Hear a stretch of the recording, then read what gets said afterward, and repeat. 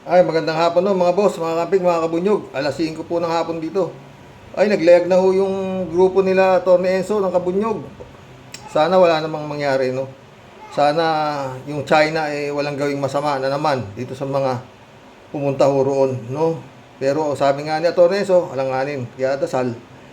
Tulungan na lang ho natin ang dasal, mga friend.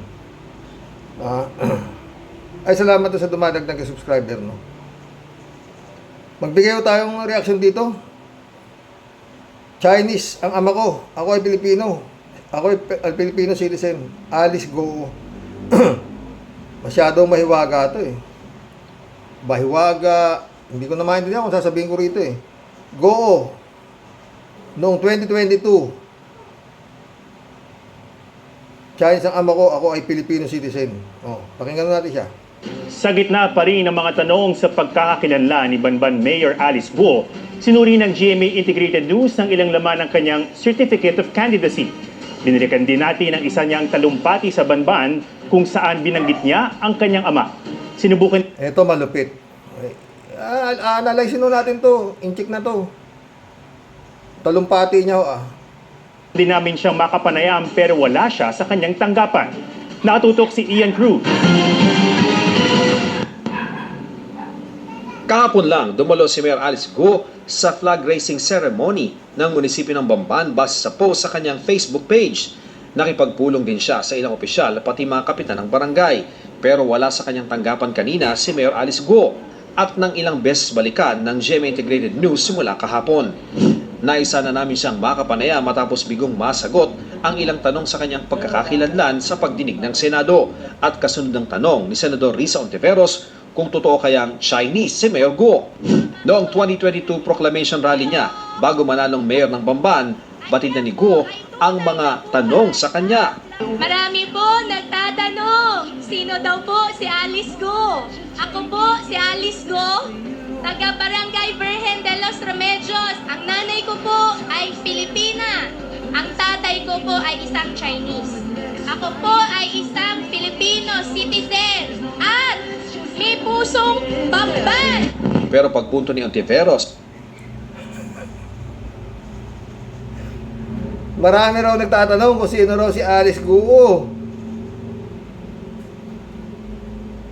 Putik yan. Tatakbo kang mayor tapos pinagtatanong ka kung sino ka. Alam niyo, napaka-mahiwaga talaga yun mga friend. Sabi niya, di ba? Marami ho nagtatanong sino raw si Alice Guo. Ako po ay ang nanay ko po ay Pilipina, ang tatay ko po Incheck, ako po ay Pilipino. Ang gulo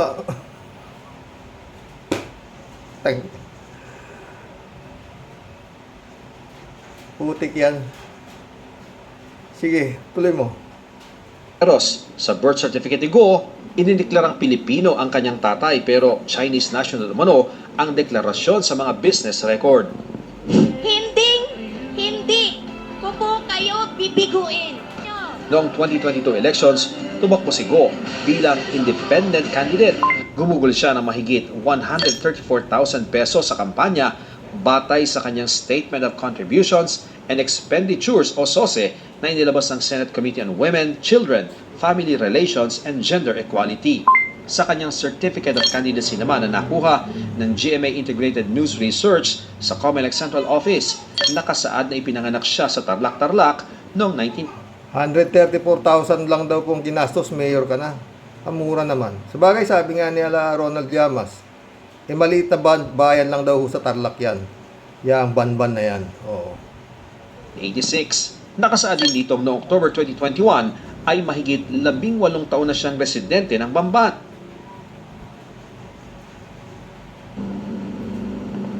Bamban Mayor Alice Guo dahil sa mga hindi masagot na tanong sa Senado. Alice Guo, nagparehistro bilang bagong botante noong 2021. Ha?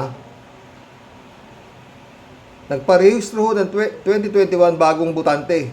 Tumakbo ng mayor 2022. Okinawa, Japan. Anong kalaking, ewan ko, hindi ko na masabi rito. Ibig sabihin, kung nagparehistro siya noong 2021, noon lang ho siya nagkaroon ng involvement sa politika. dito sa bayan ng Banban. Di ba? At hindi pa siya nakakaboto ni minsan. Dahil 2021 lang siya nagparehistro bilang bagong botante. Kinawa Japan. Tuloy. Nagtanong-tanong ang GMA Integrated News sa mismong bayan niya. Sa records ng COMELEC noon, lumabas na naging rehistradong botante siya noon lang 2021. Pero may mga taga roon na nakasalamuha umano siya nung bata pa. Nakatutok si Ian Cruz. Nagparehistro bilang bagong botante si Mayor Alice Guo nang magpatala sila sa COMELEC office sa Bamban, Tarlac noong April 2021. Mahigit 30 anyos na noon ang alkalde pero hindi na raw nila tinanong. Mahigit 30 anyos na raw yung alkalde. Mga friend. Nung siya ay nagparehistro bilang bagong botante. Sa mga tuwid, ngayon pa lang siya boboto. Kaya siya nagparehistro dahil tatakbo siyang mayor. Di ba? Tuloy. Kung bakit ngayon lang siya nagparehistrong botante. Nag-register siya as new voter. Oh. Hindi po siya transferee. Hindi siya transfer. Pero hindi niyo po ba natanong na bakit Nagrehistro siya as new voter, ha? ngayon ka na nagparehistro? Hindi na namin tinanong yan. Kompleto raw sa hinihinging requirements si Guo, kaya tagumpay siyang naging botante ng Bamban mahigit isang taon bago ang eleksyon 2022. Passport at saka proof of billing. So pasok na po yun. Pasok yun, oo. Kasi may mga, pwede silang i-present na documents para patunayan na taga rito sila. Pero isa lang yun, isa lang ang kukunin namin doon. Pero siya dalawa ang pinresent niya. Yun ang passport at proof of Election officer ho ito nagsasalita, ha? billing. Nang mag-file ng kanyang Certificate of Candidacy si Guo, wala rin naman daw naghain ng diskwalifikasyon sa kanyang pagtakbo bilang mayor ng Bamban, katunggali ang 6 na iba pang kandidato. At kahit hindi 6 yung kalaban niya. Walang nag-file ng protesta. Bakit magpa-file sila ng protesta? Hindi nila akalaing mananalo to eh. Kasi nga independyente. At saka yun nga, hindi kilala. Kaya hindi na siguro pinag-aksayan ng panahon itong mga kanyang kalaban, maski nung incumbent mayor, na mag-file pa ng protesta laban dito sa babae na to, di ba? Independyente ka eh. Tsaka yun nga, first time na voter ka pa lang. Tatakbo ka, mayor, hindi ka malang tumakbong barangay captain o kagawad ng barangay o whatsoever. Pagka-rehistro mo ng 2021, 2022, takbo na ako, mayor. May agimat kaya to? Okinawa Japan. Tuloy. hindi kalakihan ang lamang na boto ni Guo sa sumunod sa kanyang kandidato, wala naman daw naghain ng protesta. More or less 500. Pero Yun lamang lang nung kandidato, more or less 500 lang yung lamang nung sitong si AC Guo. Eto, pag hindi ho ito nagpatuloy ho ito sa pagiging mayor, ewan ko na kung anong kalasong kabanbanan itong mga itong banban, no? Yung vice mayor ho nito, siyempre may vice mayor to. Magkaka-interest ka na, di ba? Masyadong katakatakang pagkatao na itong mayor na to eh. Tuloy. dyan din, wala namang, kahit ganong ka-close yung laban, wala namang nag-file. Walang nag-protest. Walang nag-file ng protest. Sa Senado, kasama sa ipinatawag si Mayor Guo sa investigasyon sa ni-raid na Pogo Hub sa Bamban. Doon inusisa ni Senadora Risa Ontiveros si Guo kung talagang nga bang isa siyang Pilipino, lalo't 17 years old na siya nang ipalate register ang kanyang birth certificate. Wala raw official record ay sa Senadora na magpapatunay na mulat sa pool, Pilipino si Guo. Si Mayor Alice ba at ang mga tulad niya may mga mahiwagang nakaraan ay mga asset na pinapasok ng China sa ating gobyerno para magkaroon sila ng mabigat na impluensya sa politika sa Pilipinas? Ayon sa Commission on Elections, may pananagutan si Mayor Guo sakaling mapatunayang hindi nga siya Pilipino. Kung mapapatunayan na hindi naman para talaga siya Filipino citizen, ay siya po ay pwedeng maging liable o makasuhan ng perjury. Virtually advanced. May sariling chopper. Magulo ho talaga yung pagkatao ng mayor at sobrang yaman. Kaya ho katakataka ho talaga yan. Isang kababalaghan, no? Pero ayon sa mga taga doon, sa Banban, no? Yung mga taga Banban, napakabait ho nito si Guo, no? bakit hindi ka magiging mabait kung ikaw isang sindikato? Siyempre, mabait ka sa lugar mo para walang magtuturo sa'yo. Di ba? Kailangan pakisamahan mo lahat. Mayor ka pa. Oh. Diba? Ang side ng villa or ng Pogo compound, ng Baofu compound, kung nasaan yung mga villa structures dito sa loob. May mga 9 villas daw dito sa loob ng Pogo compound na ito at yung iba under construction pa. Nandito din yung mga vehicles, including yung nakapangalan kay Mayor Alice Guo na Ford Expedition. But based from the interview she had with another media outlet, ang sabi ni Mayor Alice Guo, she's into buy and sell ng mga sasakyan at ang sabi niya ay hindi daw nailipat sa ibang pangalan yung sasakyan na naibenta niya, which is a Ford Expedition na nandito. Naibenta mo yung sasakyan. Katanga naman nung bumili niyan, hindi mailipat pa. Alam niyo itong iniikutan nitong mangabat po ito ng Rappler. 10 hektarya po ito. Itong kinatatayuan ng katakot-takot na 36 yata ang bila may mga underground na. But nandito kami ngayon dahil dun sa Villa number 2, bubuksan yung pang-anim na vault among the 27 vaults that are here.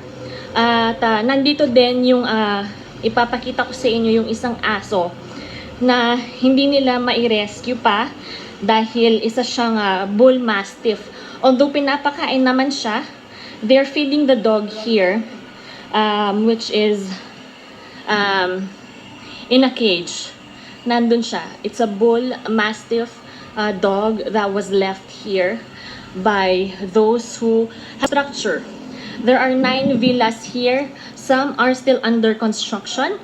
At dito nakatira yung property manager na isa sa mga naaresto ng mga authorities noong raid.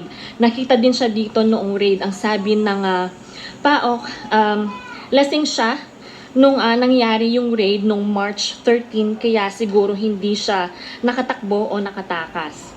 At kakagaling lang namin kanina doon sa Villa number 9, kung nasaan yung pang-5 vault na binuksan at walang laman yung vault na yun kanina. But the vault number 3 is the one that has 5 million pesos, more than 5 million pesos in cash with a few hundreds of dollars that have been found inside the vault, as well as assorted documents, passports, mga susi na hopefully mga susi sana sila ng vaults, pero titingnan pa natin kung anong susi sila. At nandito ang mga officials ngayon trying to break open the 6th vault among the 27 vaults in total. So, nandito kami nga sa left side portion of the Pogo Baofu compound, dito sa Barangay Anupul, Tarlac, kung saan ni-raid ito ng mga authorities over alleged human trafficking and serious illegal detention. At so far, may mga tunnels daw dito na nakita or secret passageways na nakakonekta sa 3 villa structures gaya nito. Nandito din yung swimming pool, which is an Olympic-sized swimming pool. Ipakita ko sa inyo yung swimming pool. Dahil dito sa bandang area nito ng pool, makikita ninyo kung anong itsura ng kabilang side ng structures ng villa. So, ito ang swimming pool area ng isang villa compound dito sa Baofu. Ayan. So, since nasa left side tayo, sa kabilang side, or to my right, are the barracks, kung nasaan yung mga scamming activities na nakita natin nung nakaraan. At on that area, yun ang Ito naman ang administrative building kung nasan yung vaults 1, 2, and 3 and 4. Ayan. That building. And then on the other side, that building, yun ay ang POGO offices. So, napakalaki ng compound na ito. It's 10 hectares in total with 36 structures including the barracks, the villas, and the buildings. Tapos meron din na parang mall daw according to the residents who are here. Kasi merong mga restaurants sa loob, I mean sa labas, doon kung nasan yung facade ng compound na ito. So far, ang hinahanap nila sa vaults, they're trying to check if they can find the crypto wallets and seed phrases kung saan, according to Paok Winston Casio, pwedeng buksan or they're so important because these crypto wallets and the seed phrases na hinahanap nila can lead to the crypto accounts na connected sa mga scamming activities nitong POGO na to, which is the Zunyuan Technology Corporation. So, pasukan natin yung isang villa or the villa number 2. Sa taas nito, nandoon yung vault, yung pang-anim na vault. Still, yung amoy, no, medyo mabaho. Hindi siya ganun kasama katulad nung isang villa.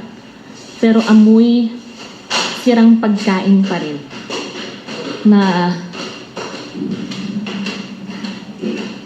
parang namatay na lizard. Mabaho. So, papanik tayo sa taas ng Napakaganda ho ng mga bila. 40 million pala isang bila, ang dami ho, ano? Anong klaseng negosyo yan, di ba? Scamming operation nga ho, di ba? Nasabi ng mayor, wala raw siyang involvement dyan. Pero lupa niya raw ho yan, 10 hectares na yan, na pinagtayuan niya mga katakot-takot na POGO na yan, na, Diyos ko. Ay, nako, Lord. Alam nyo, only in the Philippines siguro ito. Na isang Chinese, tumakbo, independent pa, nagrehistro bilang bagong botante 2021, tumakbo na ng 2022. Pero may picture ho yan si Alice Guo na yan, at saka si Amy Marcos, na nasa sasakyan, at saka talagang, yun hong mangiti nila, talagang BFF sila, no? Pero yun nga, sabi ho ng mga butante ro sa Banban, napakabait ho raw niyo itong si Alice Guo na to. Hoy, mga butante, lahat ng tumatakbong politiko, mabait yan. Kayo naman. Meron ba politiko tumakbong hindi mabait? Si Digong pala hindi. Si Digong, talagang ako, nagulat ako, nanalo si Digong. Oo. Tanda-tanda ako kung paano magkampanya yan kasi nga ngayon lang ako nakarinig ng ganyang klaseng politiko, no? Yung mga politiko kasi basta nangangampanya yan, maingat po yan sa kanilang mga binibitawan salita. Pero itong Digong wala. Pag ako nanalo, don't vote for me cause it's gonna be bloody. Kikita ang mga purinarya. Patayin ko lahat yan, mga drug addict. Mga ganun ang mga dadal ni Digong. Nung tumatakbo siya presidente, Tapos ano pa? Talagang parang patok siya. I tell you people, sabi niya, don't vote for me. Kung boboto niyo ako, botohin niyo to si Caldero. Ito si Alan Cayetano. Kung hindi niyo botohin si Cayetano, huwag niyo ako botohin. Ganun lang salita, hindi ko, baro. Walang ka-pinis-pinis, totoo. Nung mga kumakandidato yung presidente. Diba? Tsaka marami rin issue lumabas dyan. mga picture na meron siyang kinaka ng babae, babaero, ganun, whatsoever, o, di ba? Wala ko siya, ano eh. Asawa niya, madami, madami. Mahilig sa babae, mga ganun. Eh, binoto pa rin ng tao, nanalo, di ba? Ano magawa mo? Ito mga nakakakilabot na balita eh, mga friend. Mga makapanindig balahibo, BP Sara Duterte nangunguna sa listahan ng presidential candidate ayon sa Ukulum survey. Ang Ukulum, kinawag niya ba ito? No. Top choice sa pagkapangulo ng mga Pilipino si Vice President Sara Duterte. Batay ito sa opinion survey ng Oculum Research and Analytics sa first quarter ng 2024. Sa 3,000 respondents edad 18 pataas sa buong bansa, 42% ang pabor kay BP Duterte sa Putik yan. 42% ang pabor daw kay Duterte. Kay Sara Duterte sa pagka-presidente. Ukulo. Ano na ukulum? Survey. Sabi ko survey ito. Nagag. Putik yan. Dapat di na binabalita ito mga ganito. Ukulum. Ngayon lang ako nakarinig ito. Ukulum na to eh. Oo. pagkapangulo. Pangalawa sa pwesto si Senator Raffy Tulfo na may 17%. Pangatlo naman si dating Vice President Leni Robredo. Pasok naman sa top 6 presidential bets sina dating Manila Mayor Isko Moreno Dumagoso, Senator Amy Marcos at dating Senador Manny Pacquiao. Gayun din sina... Yun ang mga survey lahat itong binabanggit. Pag samasamahin nyo mahuto, hindi pa aabot sa 42% ni Sara Duterte. Landslide na naman. Utik yan. Ay, nako Lord. Ewan, ukulo. Ay, grabe o, ano mga friend? Ewan. Oy, mga botante. Lahat po ng tumatakbong politiko, mabait. Wala akong hindi. Ayun nga, sinasabi ko sa inyo, si Digong lang. Pero yun, nanalo pa. No? At hanggang ngayon, yun nga, sinisigaw pa nila. Maski na sinasabi na nga, alam na nilang nagkabaon-baon, halos ibigay na tayo sa China, Duterte pa rin sinisigaw nila. Di ba, mga friend? Wala tayong magagawa dyan. Ang problema, dawit nga ho yung matitino dahil dito sa mga bugok. Mag-collab na po tayo.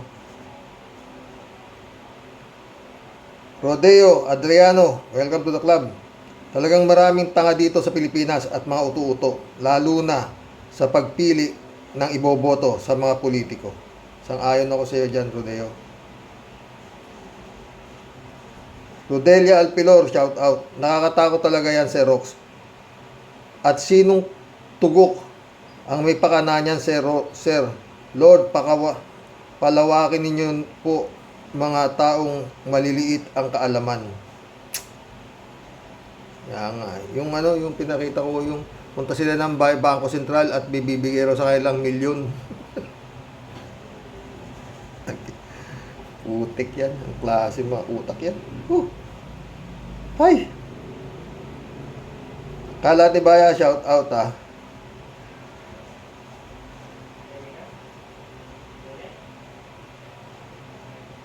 Kalati ulit Kinabukasan, mga utak talangka, nasiksik liglig sa katangahan pa. Napakasagana at napakaliwanag ng kinabukasan ng Pilipinas. Walastik, ayos. Ay, kalat ni. Shout out, Akira Milus. May you have a bright day. Ingat ka pa. Magpakabait ka palagi. Sana walang sakit si Akira. Busy lang sana. Parang si friend Amy Bingson. Sana wala kang sakit, my friend. Kalat ni Bayaw. Good evening, Karoke. Banatan mo ng todo. Karoke, sabi niya. Rodelia Alpilor ulit Kaya Sir Rox, di ko pinalalampas ang mga vlog mo.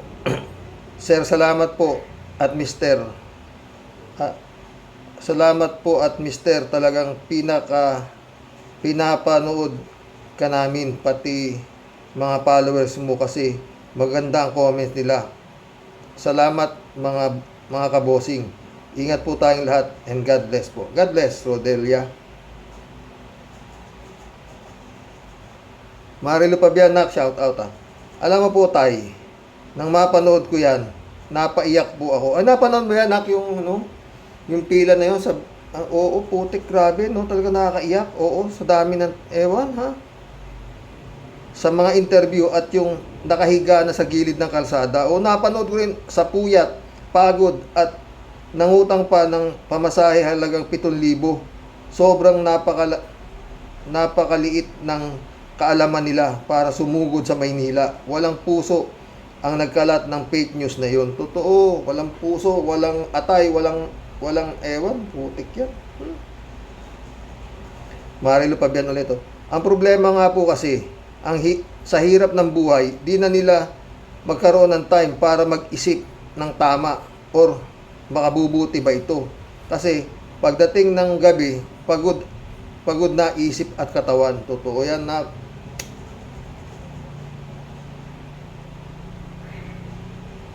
Alejandro Bidad, shout out, ha. Karox, 50 katao, 32 na 50 ang kaso, 32 na Karox ang dismiss kahapon. Ako, nasusubaybayan ko ang vlog ni Atty. Libayan, lalo pag mga tulpo, kung bakit sila nagbalikan sa Pinas. Ang ganda ng paliwanag ni Atty. Libayan, kaya tambak ang kaso niya kay Sirapi. Atty. Libayan at Atty. Claire Castro for Senator, tapos mga ungas. Sana. Alam mo Alejandro, ha, nakakahiya yan. Magsasampa ka ng kaso, ang dami, tapos walang makalusot.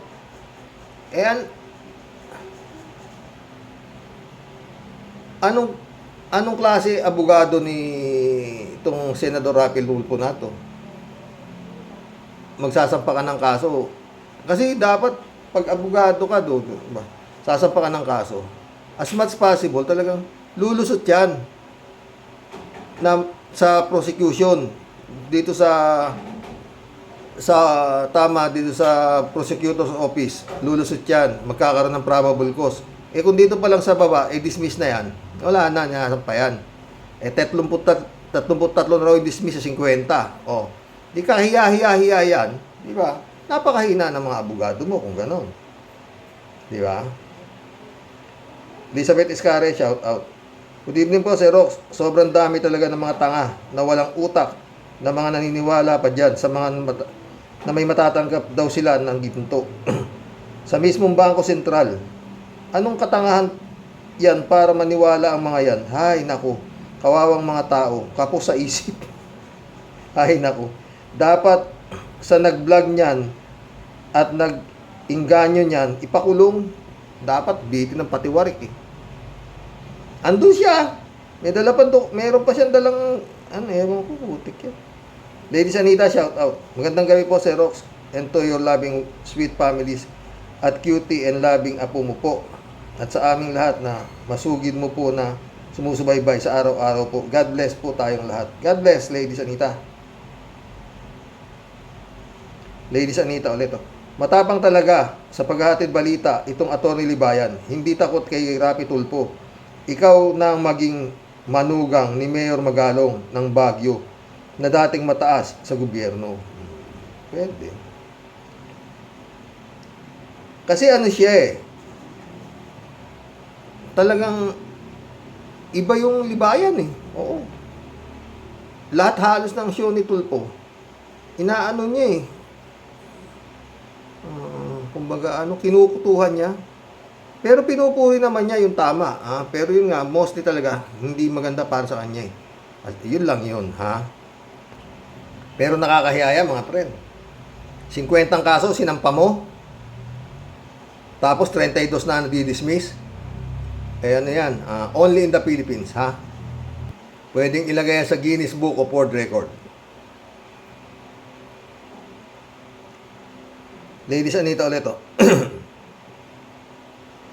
Sa sobrang tagutom ng mga taong bayan, kaya konting balita basta pagkakaperahan ay walang malayo, kawawa na talaga ang taong bayan na Samantalang pera naman ng taong bayan sa taxes, marami pa din nabubulagan.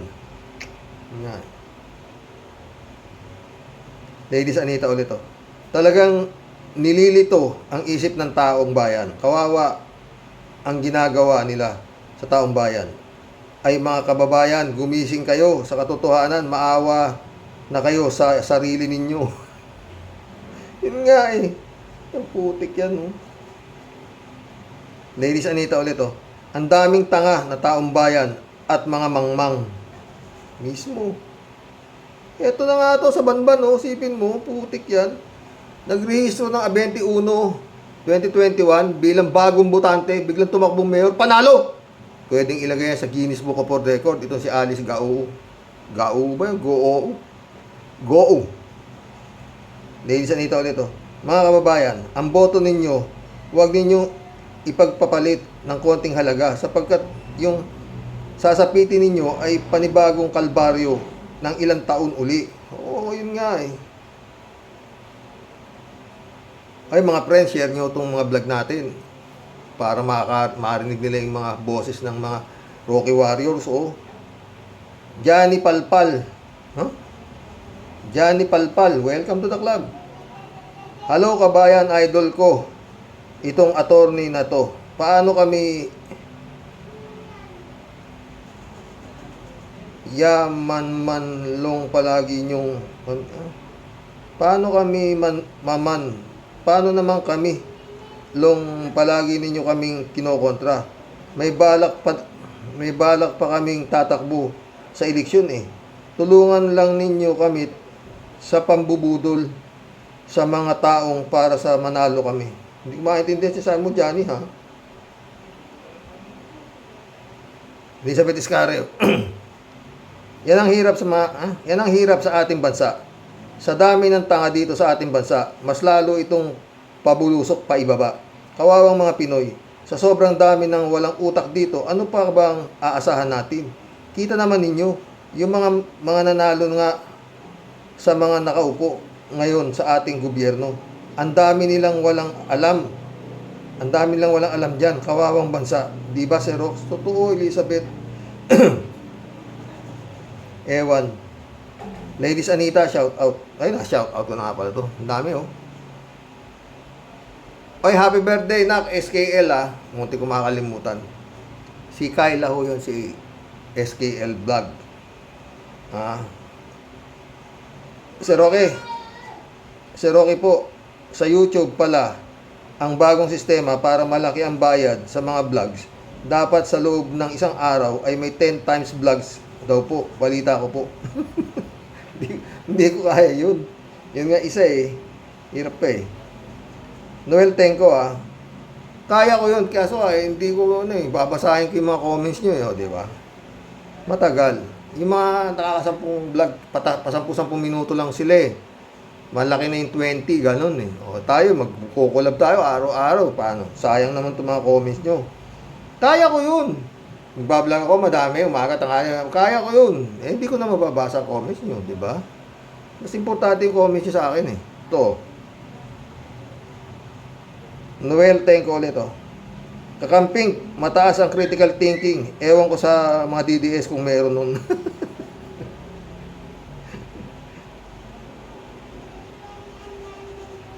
Ladies Anita ulit oh. Sir Roque, ahead na po. Good night po sa inyo po. Loving wife mo po. Sleep well po. Tayong lahat, isapit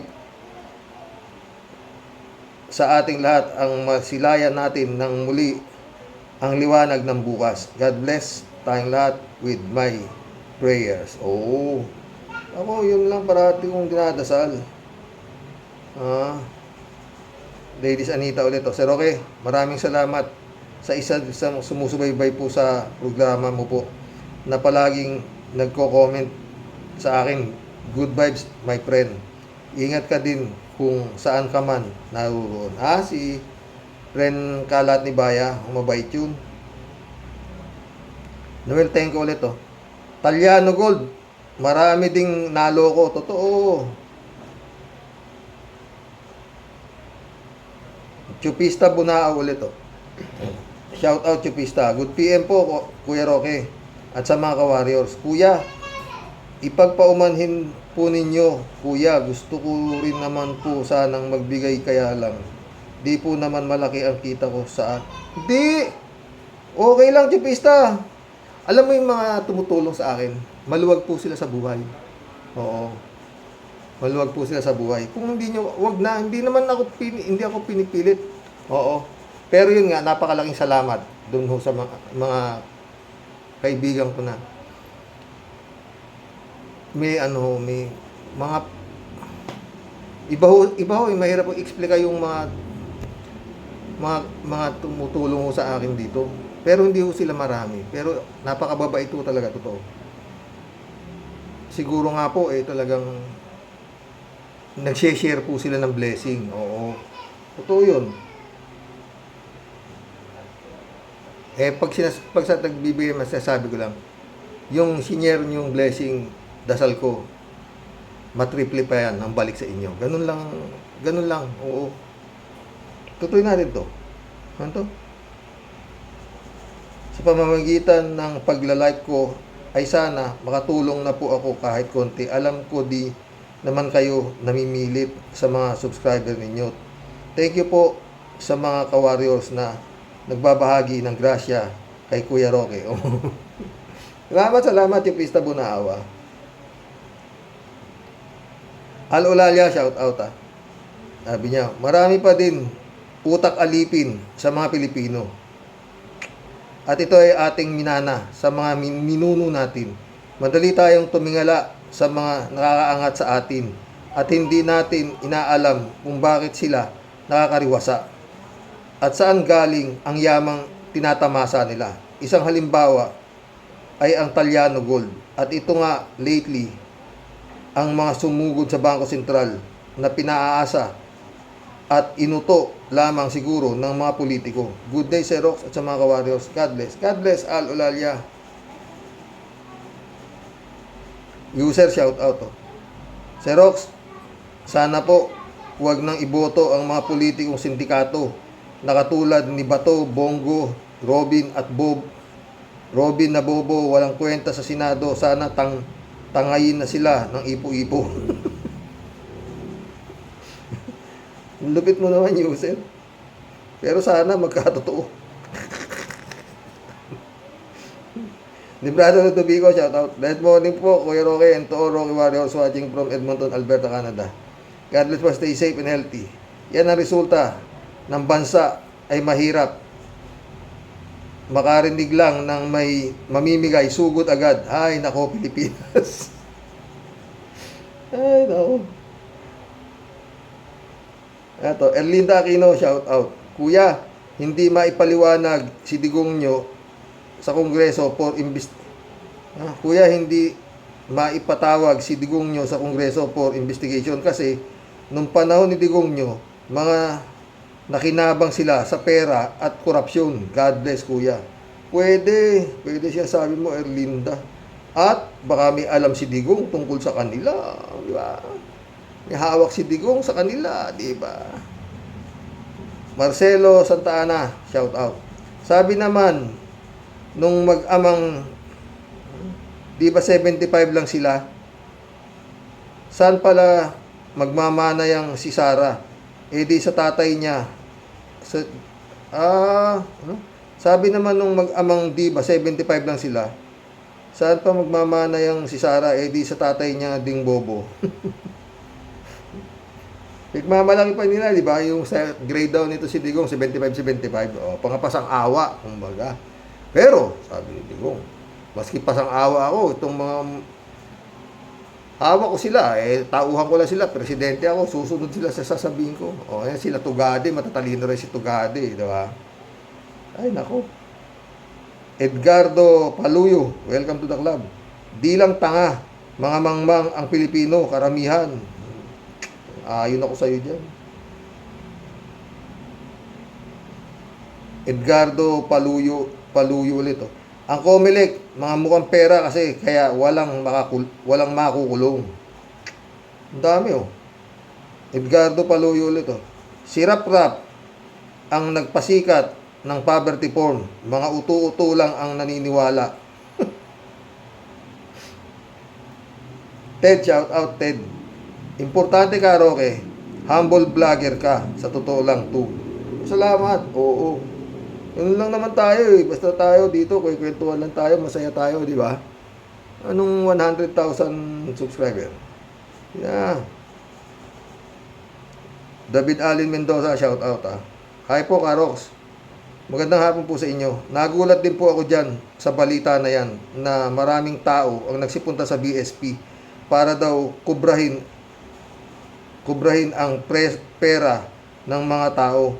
Kung meron mang ibibigay na pera sa BSP ay para sa mga bangko yun dahil po pera ng mga bangko ang nakalagak dyan.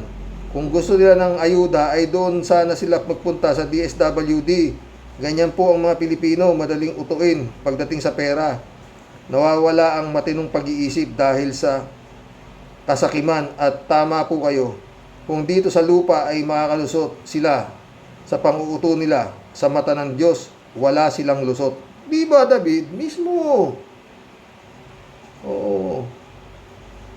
Pero yun nga, kaya nakakalusot itong mga poverty form na to, no? Yun nga, maraming sumusuporta. Mostly pa sa ibang bansa. Na akala nila talaga itong mga tumutulong na to pa.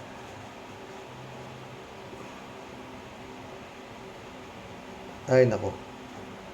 Pero, para sa kanila, yung tumutulong dito sa mga vlogger na to ng poverty porn, parang ano sa kanila, siguro sobra sila sa kapera doon sa kanilang, sa ibang bansa. O, parang, para sa kanila, bahala ka na. Kung lulukuhin mo kami, bahala na, Diyos na lang bahala sa iyo. Basta kami, sa sarili namin, nagpadala kami sa iyo ng pera para tulungan mo yung kababayan namin na mahirap. Siguro ganun lang po yun, di ba? Oo. Yun ho yun. Raul Villanada, shout out. Greetings Kuya Rox at sa inyong may bahay. God bless po sa inyo. God bless, Raul. Friend Shervin Sapeda, shout out. Christy Ansen, July 7 Alcantara, shout out sa inyo mga friend. Friend Amy Bingson, shout out. Dolor Garcia, shout out sa inyo ha. Sabi ni Friend Shervin, magandang buhay magandang buhay pagbati ng Impong Basyang Team Tia Deli. Sa lahat po ng Team Rocky Warriors the Great. Isa na naman pong makapanindig balahibo na naganap sa ating mga kaawa-awang mangmang na mga kababayan. Ano? Kaawa-awang mga mangmang na mga kababayan. Panginoon at mahabaging langit, dapat po si Rox hanapin ang pinag-ugatan ng hindi birong joke kung sino man pong siraulo. Tatapos siya ito. Sino man pong siraulo.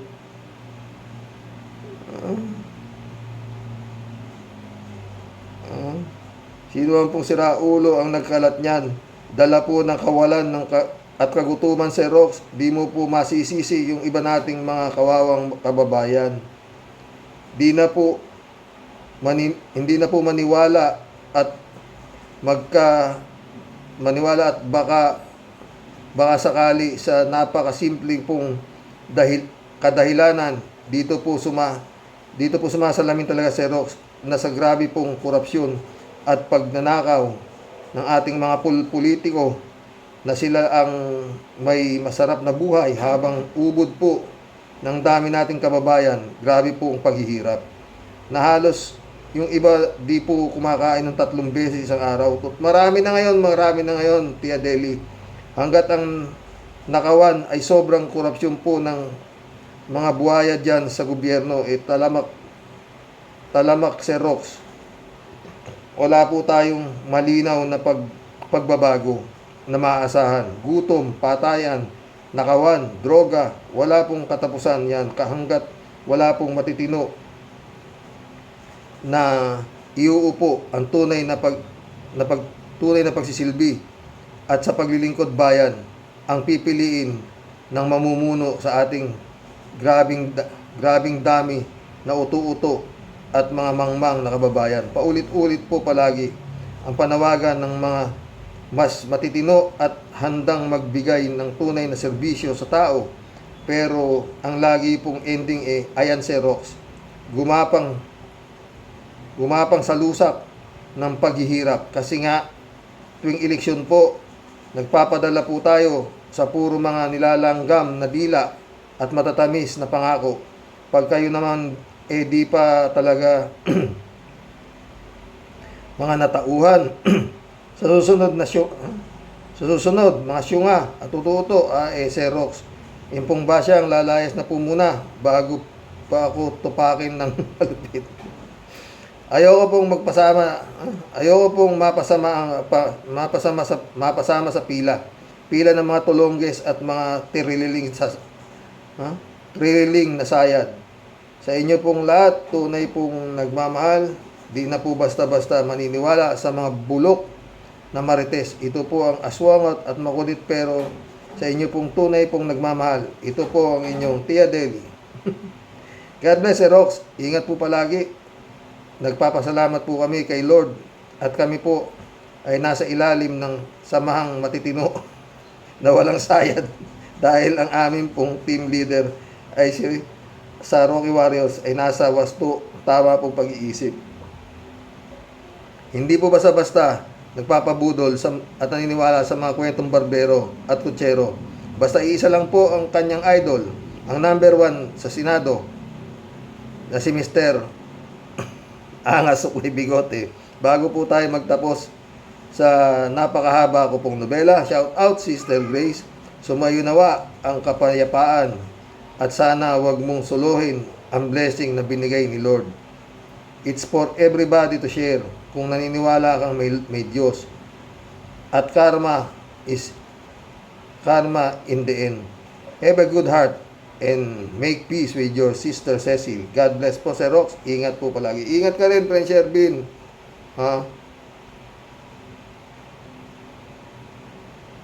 Parati rin kitang kasama sa dasal ko. Kayo lahat. Totoo. Raul Villanado. Ayan, may problema talaga. Hindi lang yan kay Atty. Libayan.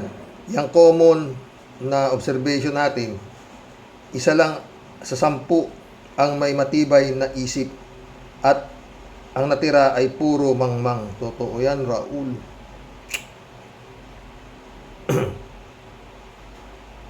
Raul Villanado, dito. Subukan naman nating magtanong by random. Ba't nyo binoto ang kandidato na ito? May sumagot pa kasi daw ay pogi. Critical thinking po, ano yun?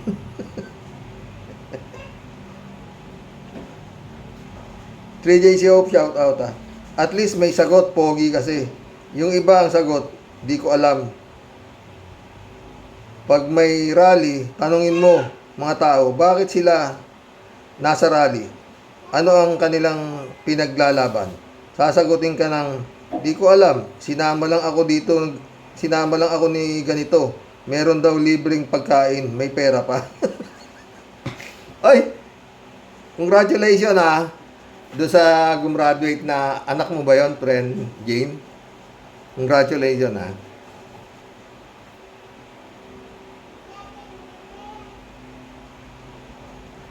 Raul Villanado. Kaya may nananalo na katulad ni Mayor Goo ng Tarlac. Sa dami ng tanga Wala ka, kuminsan di ka masisi. Pag ganyan talaga yung mga nasa mababang laylayan, pag pinakitaan nyo ng kabutihan yan, lalaban kayo ng patayan. Totoo. Tingnan mo si Kibulog. Di ba si Kibulog? Lalaban daw siya ng patayan. Harap-harapang alam nilang ginagago sila. Buisit. Ano ba? David Allen Mendoza. Dagdag ko po, Karox. Totoo po yung sinasabi ninyo. Meron po kami naging kasambahay noon na umuwi pa ng probinsya kapag panahon ng eleksyon para lang makakuha ng perang galing sa vote buying. Yun nga po ang masaklap. Kung sino pa ang mga nasa laylayan ay yung pa ang hindi nag-iisip para sa kinabukasan ng pamilya nila. Nawala na ang prinsipyo nila. Ang katwiran ay bakit Pakakainin ka ba ng prinsipyo mo? Yun nga, David, ang problema.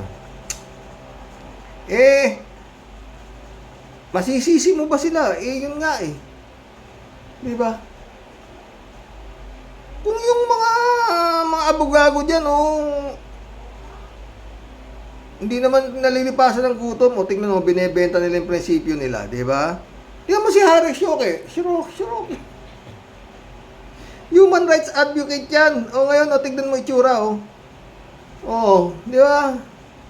Okinawa, Japan, Raul Villanada ulit, Katulad nito, may bagong lipunan na pera. May naniniwala. Kaya mga lumilitaw na Senyor Aguila at Kibulok. Totoo yan, Raul. Raul ito. Marami sa atin kung kailan tumanda ay naging gago. Sa kabataan na lang bumawi. Totoo yan. Cassandra Daisy, shout out Ano to? Basta si Tulfo at Sara pa ang mananalo sa 2028 dahil sa mga kababayan natin ay hindi mapanuri, mahilig sa mga away ng mag-asawa. Kabit, sino ang pumatay dito? At trabaho dapat ng mga pulis. Nasaan si Tulfo noong may Parmali, EJK at Philippine Sea problem? Trabaho dapat hindi ayuda sa mga progresibo na bansa. Mas marami lang middle class kaya lower class. Kaya mas assertive ang mga mamamayan nila na pumili ng maayos na leader. Malayo pa ang umaga sa Pinas dahil ito ang mga nananalo na politiko. Hybrid election at tulungan natin magkatrabaho ang kapwa natin kababayan kung may sobra tayong biyaya. Siguro ko, Mr. Rox, halos lahat na subscriber mo are either retired or may maayos na trabaho kaya they all make sense at alam nila ang right nila bilang Pilipino. Tayong mga Pilipino ay pasweldo lang natin ang mga politiko na ito. Dapat ang power na nasa atin pero sa Pinas baligtad. Totoo yan. Totoo yan, Cassandra Daisy. Oo. May pumapasok dito yung mga tanga. Siguro yun nga yung mga trolls na sinasabing bayaran. Hindi ko na binabasa, binubura ko na antimano. Oo. Kasi pag nakita ninyo, meron sa kapasok nakita may nakakita tinira siya ayokong mapaaway pa kayo sa mga bobo. Oo. Tama na tayo.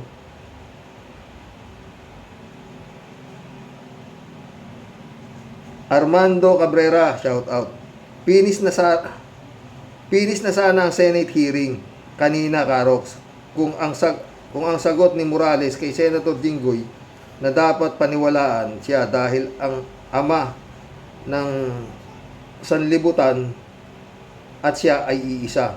Tas lahat ng kaluluwa ng mga senador ay hawak ni Morales. Patay tayo dyan.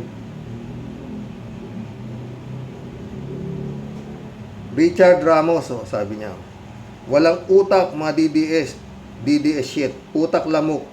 Si Amy kakampi ng mga DDS shit. At night, Sara Maldives. Christian Cheng Nak, shout out Napanood ko nga din po ang balita na yan. Nagsipuntahan ang ibang mga nilalang sa Bangko Sentral. At nabalitaan nga po nila na mamimigay daw po ng kaperahan ang BSP. Have a nice day po, Tatay Rox, at sa mga totoong ka-warriors all over the world. Christian Cheng ulit Isa pa po tay, wala na pong mababago sa mga ganun na mentalidad na madaling mapaniwala. If ano ang nakikita nila, ang napapanood nila kahit nga po now sa social media, sa mga comment section, dami pa rin mga nauuto ng mga Duterte at Mark Cruz. Bye for now and ingat po kayo. Ingat ka rin naka.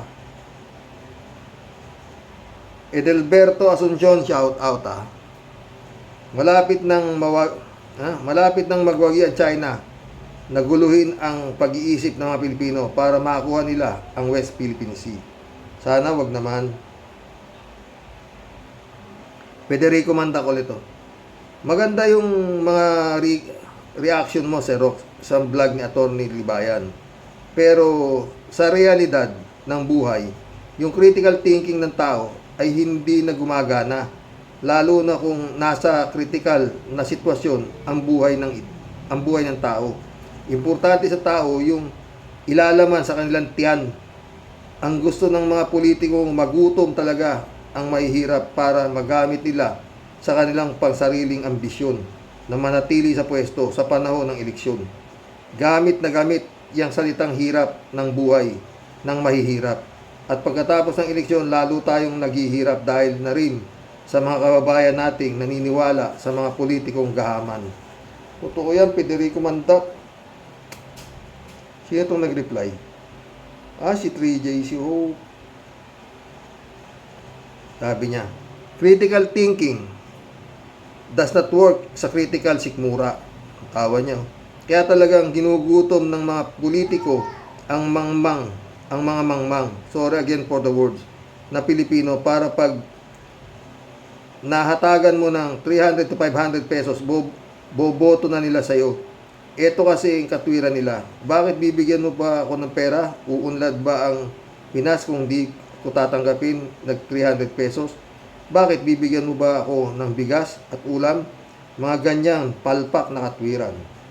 Totoo yan, 3J Shop ka.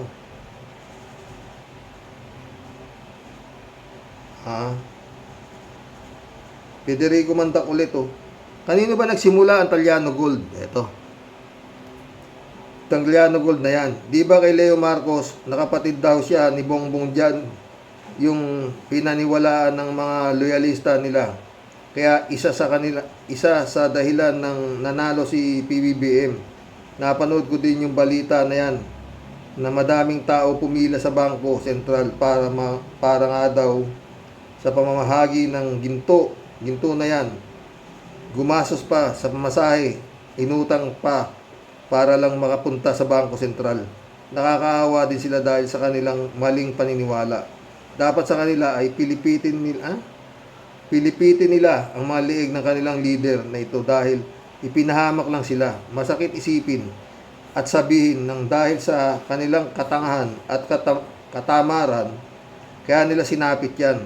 Kahit totoo man daw yung Taliano Gold na yan, bakit naman ito pamimigay ng mga politiko?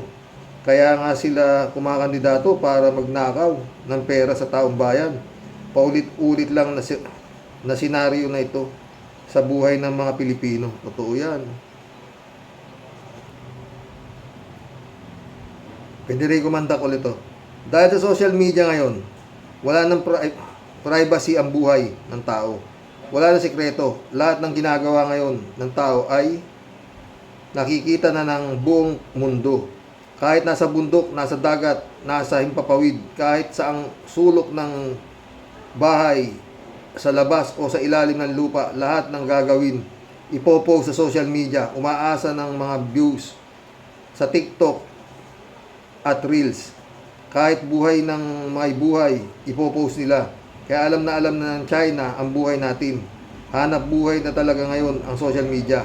China yata ang nag-imbento ng TikTok na yan para na din sa kanilang pagmamanman sa buong mundo.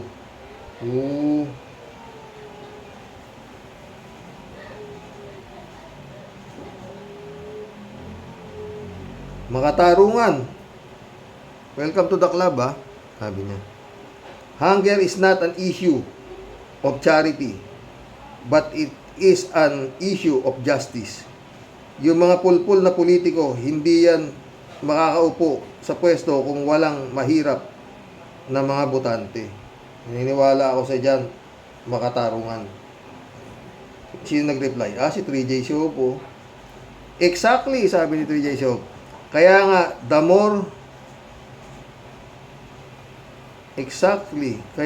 more na sorry for the words, bobo ang Pilipino, the better for the politiko. Totoo. Naman eh. Misael, shout out ha, sabi niya. Salamat Karoke at saka sa lahat ng mga truth vloggers na walang pagod, manindigan sa tama. Wala namang perpektong tao. Pero nasaan nga po ang critical thinking o ang matinong pag-iisip? Sana naman, mga kababayan, makinig tayo at huwag magtanga-tangahan alang-alang sa bayan at sa integridad nating Pilipino. Masyado na po tayong kulelat sa mundo dahil sa katangahan. Kaunting sakripisyo po naman, hindi lagi pang sarili. Mismo, tama ka dyan, friend ha. Shirley J. Sir, shout out. Saan sabi? Alam mo po, Karox, kung ang mamamayang Pilipino ay lahat nakakapag-aral at nabibigyan ng trabaho, hindi sana ganyan kadaling mabudol ang mga Pilipino. Ang problema po talaga sa atin ay kakulangan sa kaalaman at sa pamumuno natin pamumuno na rin ng nakaupo sa gobyerno. Basta mamimigay ng pera kasi iboto na nila. Kahit walang alam, kawawa lalo sila dahil sa katangahan. Sana nga pwedeng kasuhan ang mga nambubudol na mga yan. Sino bang magbibigay ng pera na ganyang kalaking halaga? Mag-isip naman kayo, Diyos mio. Baka nga manalo pa si Willie at Ipe sa 2025 bilang senador. Don't say bad words, Shirley Jaser ha. Baka magkatotoo yan. Shirley Jaser ulit oh. Alam mo po, Karox, kung yung pera ng mamamayang Pilipino ay ginagamit sa tama, hindi sana ganyan ang sitwasyon ng mga Pilipino, lalo ng mga kabataan. Dito kasi sa Switzerland, bawal ang batang hindi nag-aaral. Talagang todo suporta agad ang gobyerno. Pero dyan sa Pilipinas, hinahayaan nilang na walang alam ang mga kabataan. Sakit sa ulo talaga, Karox. Kalungkot. Totoo yan. May nag-reply na naman. Ay, si 3J Shop ulit. Sabi niya. Kasi nga, kung magiging matalino ang mga Pilipino, di na nila mapapaikot ang mga tao. Kailangan manatiling mangmang ang botante. Kasi naman, mas maraming poor sa Pinas kesa sa mayaman. Kaya kung boto ng mga mahihirap ay malaking tulong sa eleksyon. At sila talaga ang tinatarget ng mga politiko. Madaling bayaran at madaling takutin. O paano na yan? Totoo yan, friend. May nakaisang oras tayo, friend. 3J Show ulit to. Hello, Sir Rox. Unang-una, ano ba ang ibig sabihin ng critical thinking? Hindi naman kasi alam ng mga Pilipino yan, lalong-lalo na yung mga nasa laylayan. Hindi sa minamaliit ko sila, pero yan ang totoo. Otherwise, they will vote.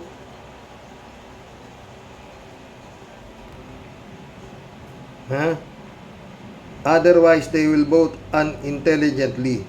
Kasi nga, simula't simula pa ang gobyerno does not want their citizen to be intellectual para madali nilang paikutin mismo. Tama lang talagang tanggalin si BP Sara sa DepEd dahil wala nga siyang nagawang any improvement at all na magtataas ng kalidad ng eleksyon ay edukasyon. Kaya yung critical thinking na yan, pang mayaman lang din yan o yung mga nasa middle class. I'm sorry but that's how I see it.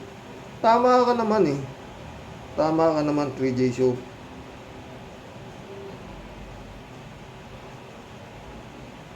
Show ulit to.